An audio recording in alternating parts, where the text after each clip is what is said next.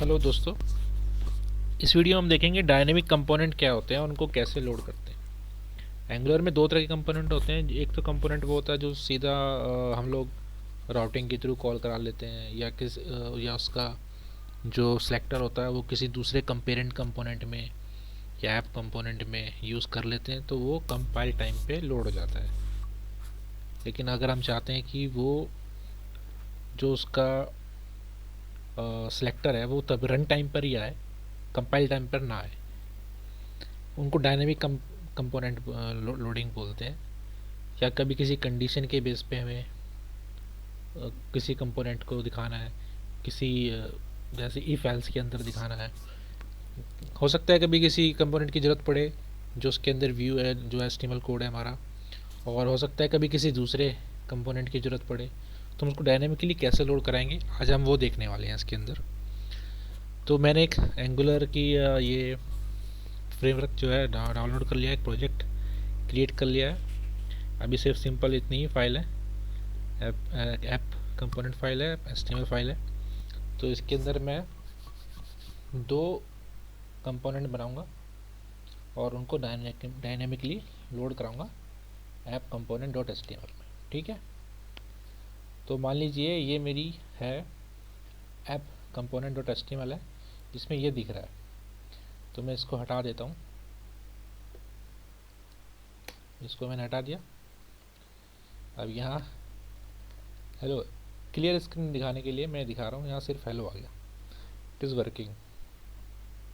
अब हम जो है कंपोनेंट क्रिएट करते हैं दो। तो हम लोग आ जाते हैं अपने टर्मिनल पे।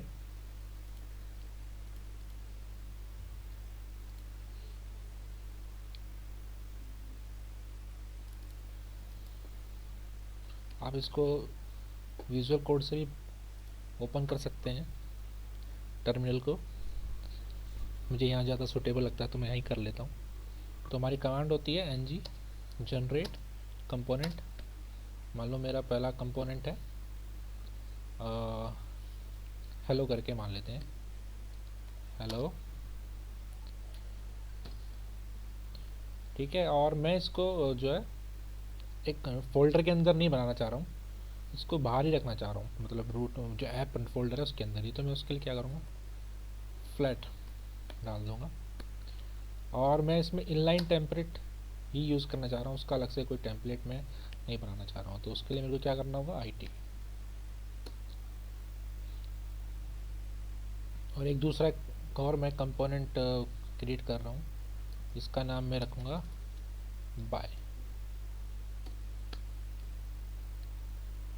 अब ये दोनों कंपोनेंट हमारे जनरेट हो गए, हम देख लेते हैं इनको। एक तो हमारा ये वाला हो गया जनरेट, जिसमें बाय वर्क लिखा हुआ है, और एक हो गया हेलो, इसमें हेलो वर्क लिखा हुआ है।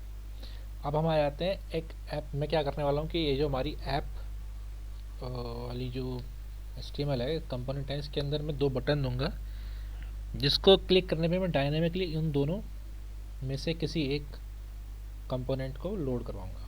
ठीक है, तो मैं डिज़ाइन वगैरह पे यहाँ पे ध्यान नहीं दे रहा हूँ, मैं सिर्फ कंसेप्ट पे ही ध्यान देना चाहता हूँ। ठीक है, यहाँ पे लिख देते हैं, मान लीजिए H3 dynamic component align centre. ठीक है, और यहाँ बटन दे देता हूँ लोड हेलो कंपोनेंट। ठीक है, इसमें मैं क्लिक करूँगा, क्लिक लोड हेलो कंपोनेंट।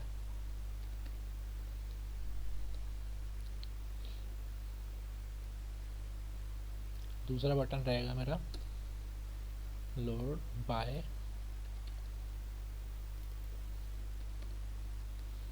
ठीक है, और जो सबसे मेन जो चीज़ है वो अब आएगी। हम इस वो जो हमारे डायनेमिक कंपोनेंट लोड होंगे वो कहाँ पर होंगे, ठीक है, हम ले लेते हैं एक NG container.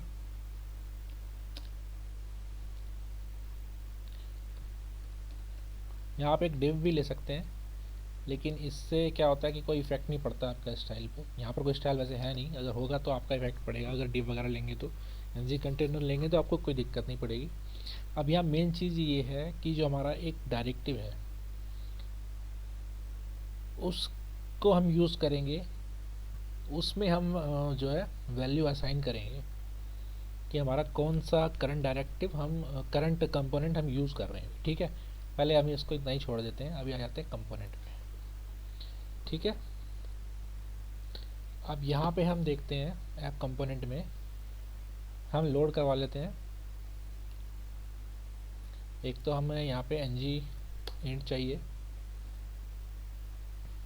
ng on init। ठीक है, यहाँ से मैं निकाल लूँगा इसको, और init। ठीक है, एक वेरिएबल मैंने ले लिया करंट कंपोनेंट, इसको मैंने डाल दिया एनी। और एक ये बाकी जो दोनों मैंने अभी कंपोनेंट बनाए हैं मैं उनको इंपोर्ट करने वाला हूँ। यहाँ पे कॉपी कर लेते हैं हम लोग, यहाँ से ऐसे सेम ऐसे ही कॉपी हो जाएंगे जो, क्योंकि हम नए कंपोनेंट बनाते हैं तो आपको अगर एंगुलर का पता होगा तो वो मॉड्यूल में आ जाते हैं अपने आप ही। तो यही कॉपी हमें कर लेते हैं ज़्यादा टाइम ना वेस्ट करते हुए। तो अभी हम अपने एन जी यूनिट में ये जो हमारी करंट कंपोनेंट है उसको हम हेलो करवा देते हैं, हेलो कंपोनेंट उसमें असाइन कर देते हैं। इसमें देखिए कोई सिंगल कोट या डबल कोट नहीं रहेगा। अब हम दोबारा से तुम्हारे दो फंक्शन बनाए हैं, उनको देख लेते हैं कौन से फंक्शन है। ये दोनों, ये हमारा हेलो कंपोनेंट को लोड करेगा, ये हमारा बाय कंपोनेंट को लोड करेगा। ये हेलो कर दिया मैंने, यहाँ पे मैं बाय कंपोनेंट को लोड करवा दूंगा। अब हमारी करंट कंपोनेंट होगा, जो स्पेलिंग गलत हो गई है कोई दिक्कत नहीं है। अब जो करंट कंपोनेंट है वो मैं यहाँ पे इसके व्यू में एक हमारा डायरेक्टिव होता है स्टार ng कंपोनेंट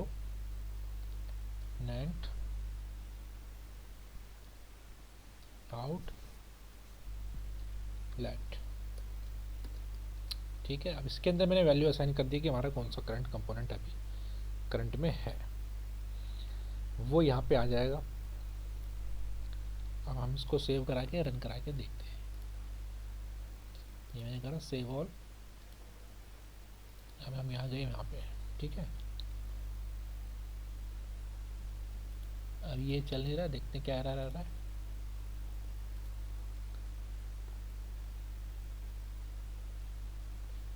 एक इस चीज़ को हमें एंट्री कंपोनेंट में भी एंट्री करानी पड़ेगी एनजी मॉड्यूल में।